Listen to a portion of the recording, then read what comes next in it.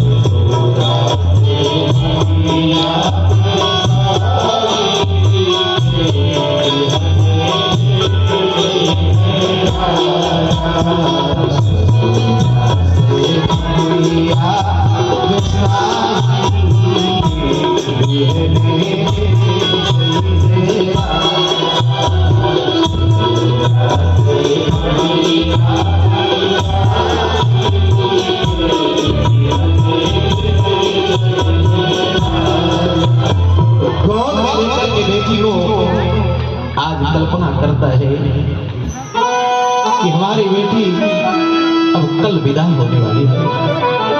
मैं अपने बेटी को पाला, अपने बेटी को पढ़ाया लिखाया, खिलाया पिलाया, क्या इसीलिए कि बेटी मुझे छोड़ करके दूसरे के घर चली जाए? बाप की आंखों में आंसू आता है। जब मंडप में बैठता है तभी बाप की आंखों में आंसू आता है। और सबसे बड़ा आंसू तब आता है प्रेमियों, जिसमें बाप अपने कलेजे के टुकड़े, अपने दुलारी, अपने प्यारी बेटी को दुल्हन के रूप में देखता है। और विदाई जब होती है, विदाई के सुर निकलते हैं, शहनाई बजती है और बेटी अपने बाप के चरणों में आकर के प्रणाम करती है और बाप अपने बेटी को हृदय से लगाता है।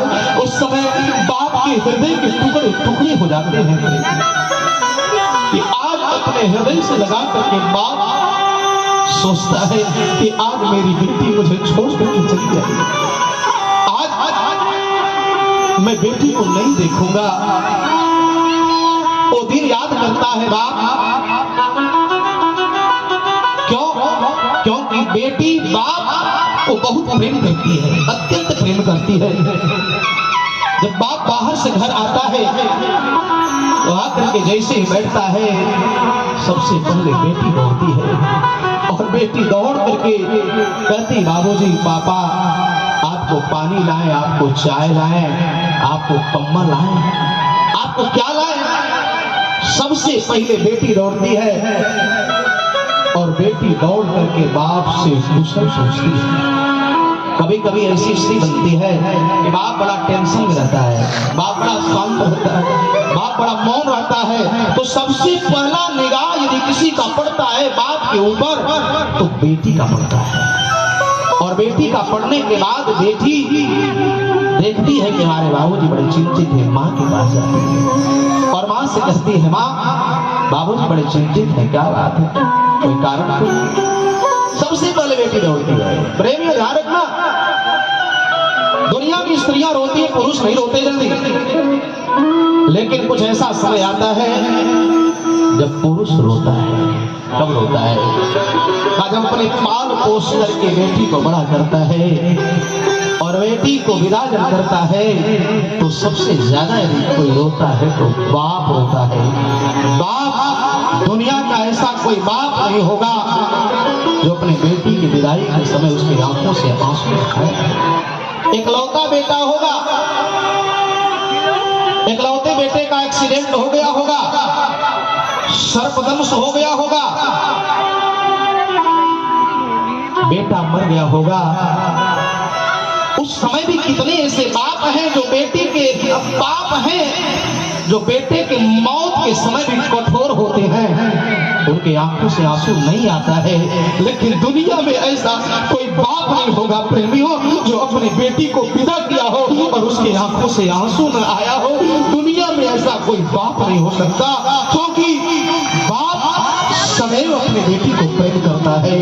बेटे और बाप का संबंध स्वार्थ का है, बेटे और बाप का संबंध स्वार्थ का है, क्योंकि बेटा सोचता है कि बाप के मर जाने के बाद संपत्ति का वारिस मैं रहूंगा। बाप सोचता है कि मेरे मर जाने के बाद बेटा मेरे मुख में तुलसी दल छोड़ेगा, मेरे मुख में गंगा जल छोड़ेगा। एक स्वार्थ है, बेटा और बाप का संबंध स्वार्थ पर है प्रेमियों। लेकिन याद रखना, बेटी और बाप का संबंध स्वार्थ पर नहीं है, बेटी और बाप का संबंध केवल स्वार्थ पर टिका है। बाप के लिए बेटी स्वार्थी नहीं हो सकती कभी, ऐसा शास्त्रों में वर्णन है। बेटे और बाप का संबंध बिगड़ा है, लेकिन बेटी और बाप का संबंध कभी बिगड़ता नहीं। और बाप अपने बेटी को जब विदा कर देता है, उसी क्षण बाप के जीवन में ऐसा गड्ढा आता है, ऐसा गड्ढा आता है कि उस गड्ढे को कोई काट ही नहीं सकता। केवल काटने वाली है तो बेटी है। और बेटी के जाने के बाद वो मकान सुना, घर सुना, बगीचा सुना, आंगन सुना, सब कुछ सुना सुना हो जाता है। और बाप इतना कारुणिक हो जाता है बेटी के लिए कि सबके सामने उसकी आंखों में नहीं आंसू आता है। आंसू कब आता है? जब रात में सोता है या एकांत में होता है, तब कंबल को ओढ़ करके रोता है, कोई मुझे देखे ना, ये बाप होता है। बेटी घर के शान होली जाने जग सारा, अचरा से बहे रे ममता की धारा। बेटी बिना सृष्टि अधूरी रह जाई, जन्म से पहले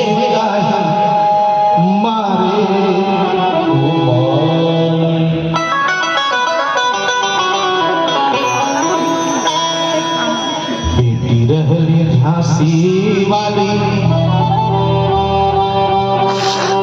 बेटी रहली झांसी वाली रानी लक्ष्मी बाई। जन्मे से पहिले काहे मारे। बेटी समय प्यारी प्यारी होती है। ध्यान रखना प्रेमियों, बेटी जब चलती है तो जिस प्रकार से कसाई के हाथ में गाय को थमा दिया जाता है और गाय कुछ बोलती नहीं है, मौन होकर के गाय चली जाती है, उसी प्रकार से जो प्यारी दुलारी बेटी है, जो अपने बाप को मानने वाली बेटी है, वो जाते समय विदाई के समय एक बार भी अपने बाबूजी से ये नहीं कहती, बाबूजी आपने किसके हाथ में मुझे थमा दिया, मैं कहां जा रही हूं। एक बार भी बेटी नहीं कहती है प्रेमियों, बेटी होती है।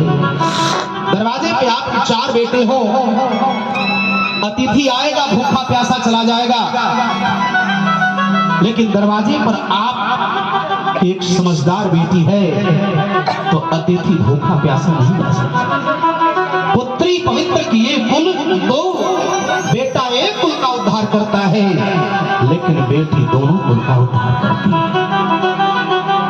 उर्दू साहित्य में एक शब्द आया कि बेटे को नूरे नजर कहा जाता है तो बेटी को लफ्ते जिगर कहा जाता है। बेटा आंख का प्रकाश है, आंख की रोशनी है, तो बेटी कलेजे का टुकड़ा है।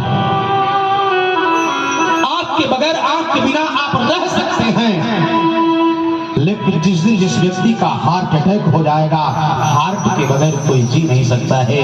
ये बेटी हार्ट है, कलेजे का टुकड़ा है। हमारे जीवन में बेटा जरूरी है, लेकिन बेटी बहुत जरूरी है। गरुड़ पुराण में बड़ी सुंदर बात आई कि बेटे के पिंडदान के बगैर बाप को स्वर्ग नसीब नहीं है। तो याद रखना, बेटे के पिंडदान के बगैर बाप को स्वर्ग नसीब नहीं है, तो बेटी के कन्यादान के बगैर बाप को मोक्ष भी नहीं हो सकता। इसलिए बेटा जरूरी है, तो अपने जीवन में बेटी भी जरूरी है। और बेटी का सदैव सम्मान करना प्रेमियों। जब भी घर में आपकी बेटी आए तो आते ही बेटी के चरण को धोना और उस चरणों को धो करके उसका छींटा पूरे घर में लगाना, क्योंकि घर की लक्ष्मी होती है बेटी।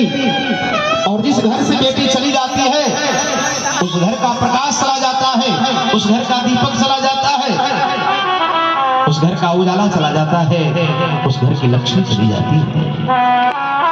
तो निवेदन करो, बेटी के बाप से बेटे के बाप को एक शब्द नहीं कहना चाहिए कि तूने हमको क्या दिया, तूने हमको क्या दिया, ये कभी नहीं कहना चाहिए बेटे के बाप को बेटी के बाप से। क्योंकि बेटी का बाप आपको क्या नहीं दिया, आपको अपना दिया, अपना दीपक दिया।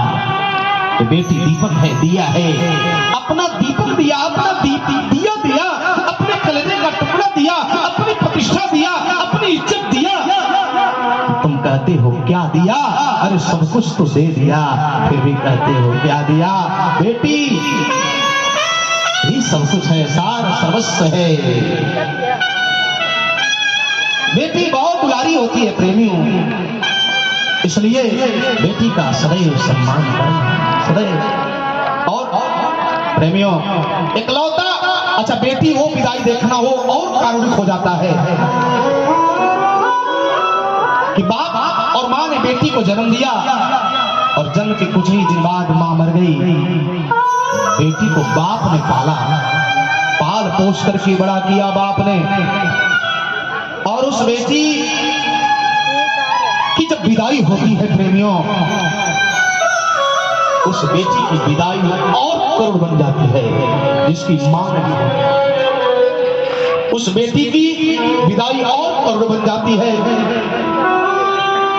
और बाप के लिए विपत्ति का समय कब आता है, जब उस बेटी को दुलार प्यार करके बड़ा करके मां के न रहने पर बड़ा किया और उस बेटी का शादी किया। शादी के बाद कभी कभी ऐसी स्थिति बनती है कि बेटियों को कोई रोग हो जाता है, बेटी मर जाती है, उस समय बाप के हृदय के टुकड़े टुकड़े हो जाते हैं। एक बाप अपने बेटी को पाला पोसा, उसकी मां मर गई और जब बड़ी हुई शादी किया, विदाई किया और कुछ दिनों के बाद वो घोषित हो गई, मर गई। उस समय बाप के हृदय के टुकड़े टुकड़े हो गए। दीपावली का दिन आया, बाप ने स्वप्न देखा कि दीपावली के दिन दीपावली का दिन आया है और मेरी बेटियों के साथ कई बेटियां दीपदान कर रही हैं, दीपक को जला रही हैं और मेरे बेटी का दीपक बुझा हुआ है। सपने में बाप अपने बेटी से कहता है, प्यारी बेटी तेरा दीपक बुझा हुआ है और बेटियों के दीपक जल रहे हैं। आज रो करके बाप कहता है तो रो करके बेटी कहती है, बाबूजी जब से मैं आपको छोड़ करके आई हूँ, आप मेरे लिए दिन रात रोते हो और इतना रोते हो कि आपके आंसू यहाँ भी मेरे दीपक पर टपक जाते हैं, दीपक बुझ जाता है और मैं दीपक को सहन नहीं कर पाती हूँ, इसलिए मेरा दीपक बुझना हुआ लगता है। ये बाप की कल्पना है प्रेमियों। बाप अपने बेटी को सदैव प्रेम करता है, इसलिए हर बेटियों को शिक्षा देनी चाहिए। हर माँ बेटी को शिक्षा दे जो शिक्षा नैना मैया ने पार्वती जी को दिया है। भरता देवो गुरु भरता धर्म तीर्थ व्रता निज परमात् सर्वं परित्यज्य पति में समर्चये। बेटी अपने पति के अलावा दुनिया में जितने व्यक्ति हैं सबको भाई, पिता और बालक समझना चाहिए और जो ऐसा समझ करके अपने जीवन को बिताता है उसका जीवन कैसा होता है। यथा गंगा वगाहेन शरीरम पावनं भवेत् तथा पतिव्रता दृष्ट्वा सकलम पावनं भवेत्। उसका जीवन पावन हो जाता है, उसका जीवन, उस पतिव्रता स्त्री का जीवन गंगा के समान हो जाता है। और बेटी जा रही हो तो याद रखना तुम्हारे जीवन में कितना दुख के मोड़ आएंगे। जिस प्रकार से गंगा, जिस प्रकार से नदियां कई मोड़ से होकर के गुजरती हैं और उनका पानी स्थिर बना रहता है, कई मोड़ से गुजरने के बाद भी पानी स्थिर बना रहता है, पवित्र बना रहता है, उसी प्रकार से तुम्हारे भी जीवन में दुख के मोड़ आएंगे। उस दुख के मोड़ में तुम भी स्थिर और पवित्र बनाए रहना, तुम्हारा जीवन मंगल भी हो जाएगा। और रामचरितमानस में तो सुनैना जी ने गजब का शिक्षा दिया है। क्या कहा है? सास ससुर गुरु, सास ससुर गुरु की सेवा करना। बड़ा सुंदर उपदेश दिया सुनैना जी ने सीता जी को और इधर मैना जी ने मैया पार्वती जी। सास ससुर गुरु सेवा